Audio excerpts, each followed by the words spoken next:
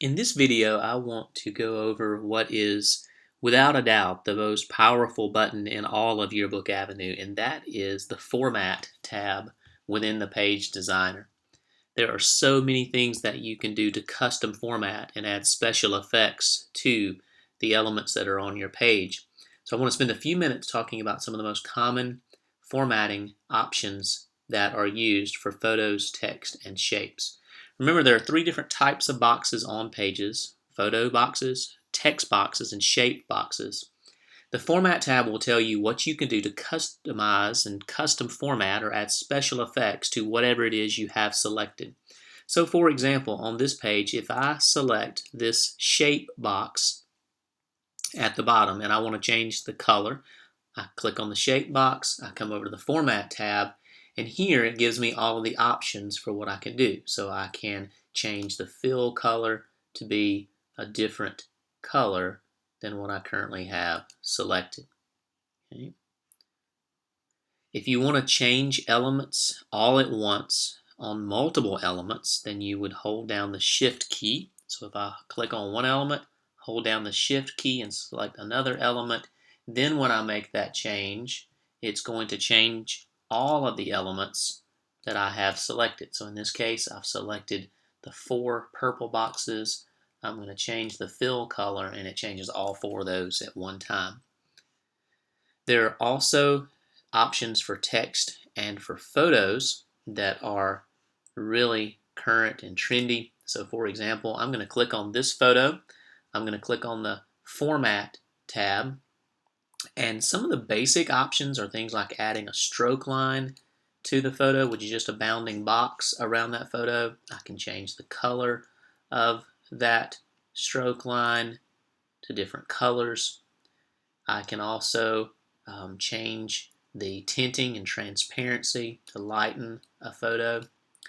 I can round the corners of a photo.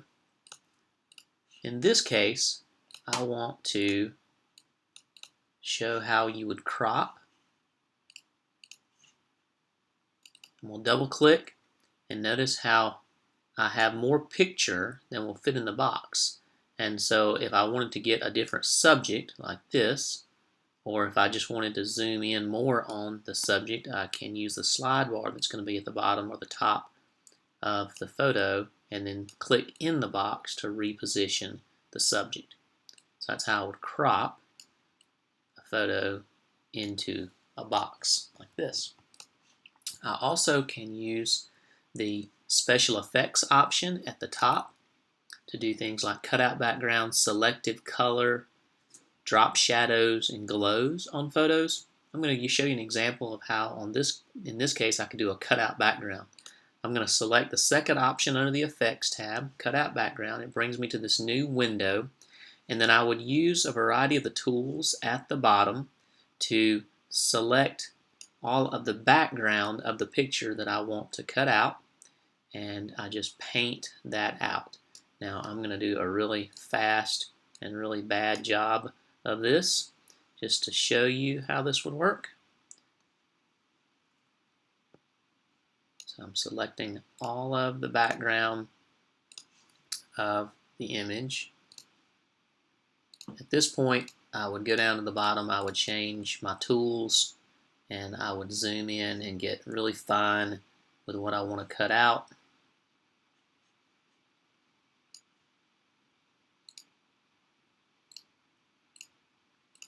Again, for the sake of time, I'm just going to do a really quick, really bad example.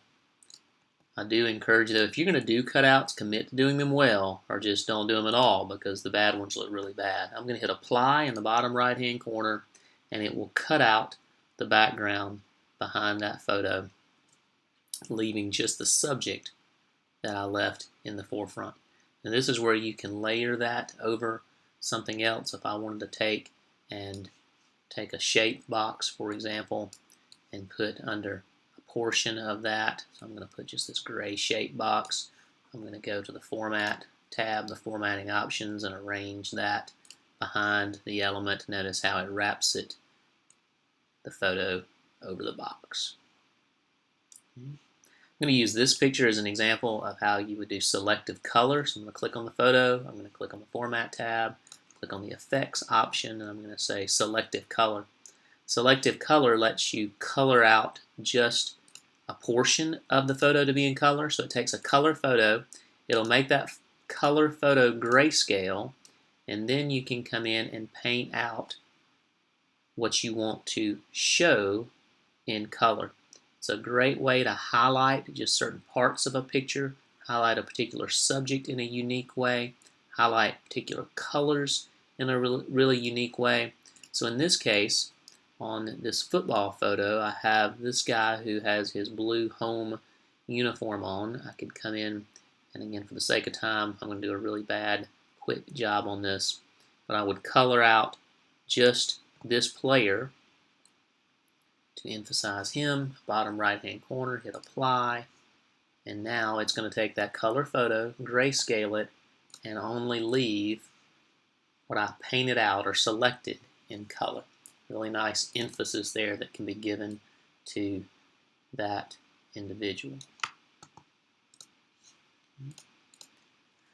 So again, remember, when you select a photo and you select the Format tab, you have Formatting and Special Effects. That are all the different options of what you can do to custom format and add special effects to what you have selected.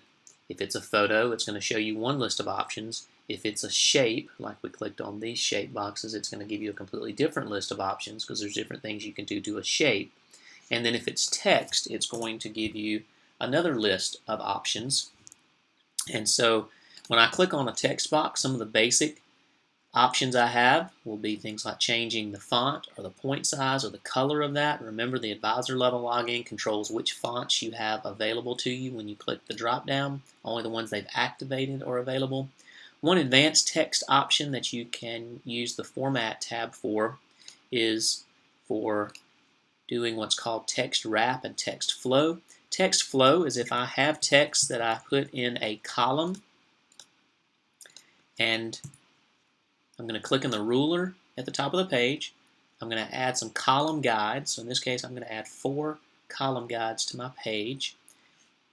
I'm going to zoom in on this particular text box here. If I want to wrap or flow my text across these 2 columns, I'm going to click on the little arrow off to the side of the first text box. It's going to give me a second text box that I would then position inside the second column of text.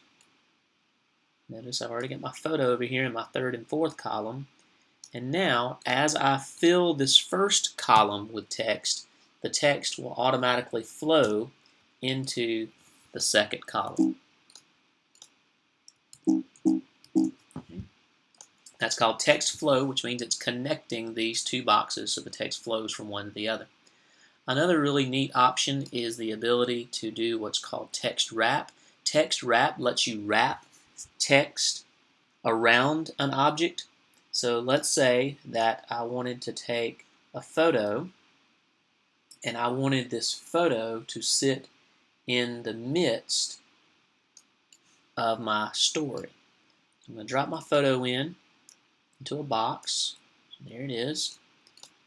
So the first step, if I want this photo to sit in the middle of this text, is I'm going to select my text boxes. I'm going to click on the first one. I'm going to hold the Shift key down. I'm going to click on the second one. That means I've now got both of those boxes selected. Over on the right, I come back to the Format tab. Towards the bottom of those formatting options, I have an option that says Text Wrapping. I'm going to put a check mark there to turn that option on. Now I'm going to bring my photo up in the midst of that text. And with it still selected, still over in the Format tab, I'm going to use the Wrap Text option. I'm going to choose the second one in, and it's going to wrap my text around that photo. You may have to play with your text boxes a bit to get them to fit.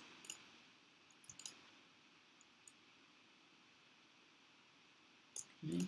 So now, clear off these column guides. Now I've got text wrapping around an object. Okay. So maybe in this case I want to put a stroke line around that, drawing my attention into the story. Now you can also wrap your text around a quote or some other highlighted text. So this is done a little different. You still need to, as step one, click on your text boxes, turn your text wrapping on.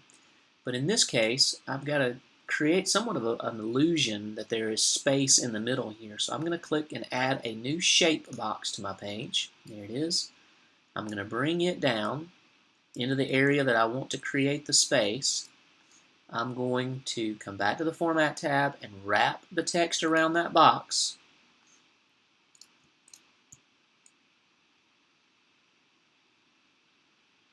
And then, after I've wrapped the text around that box, I'm going to change the fill color to whatever the background for the page is. In this case, it's just white, so I'm going to change it to white. And now there's this visual illusion that there's going to be empty space there. So that's when I can take a quote or some other text, bring it into that area, make sure under the arrangement that it's brought to the front, so it's layered forward.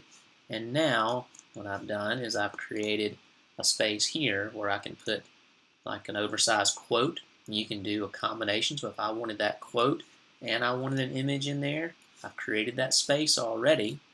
So I'm just going to click on the photo, bring it up into this area as well. So the Format tab, big picture, remember, is that it's always going to tell you what you can do to custom format and add special effects to whatever it is you have selected. When it comes to shapes, generally you're just changing the color. When it comes to photos, there's lots of things you may be doing, such as stroke lines, rounding corners, cropping, some of the special effects like red eye removal, cutout background, selective color. And then with text, it's often going to be basics like changing the font, the point size, and the color, the bold, justification options, but some of the advanced text options like text wrapping and text flow as well.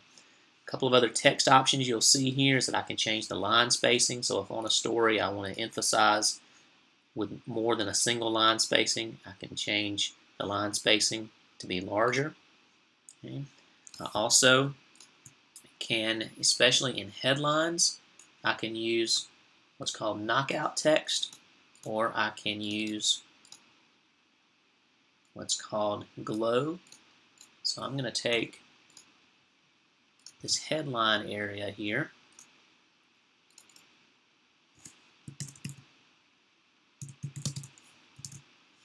I'm going to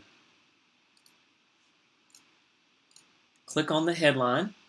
I'm going to go to knockout text, and when I go to knockout text, it's going to knock out the color on the inside, leaving only a bead line on the outside, and that is transparent. So if I place a picture layered with the arrangement option behind that photo, you'll see that I will be able to see the headline over a photo.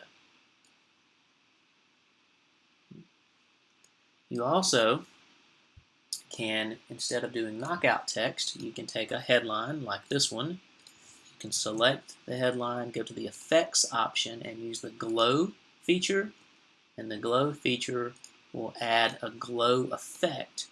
And then you can play with these blur, opacity, and strength parameters. So for example, if you bring the blur all the way down, the opacity and the strength all the way out, it will create a bead line going around with a glow. So those are some of the advanced features under the Format tab of the Page Designer.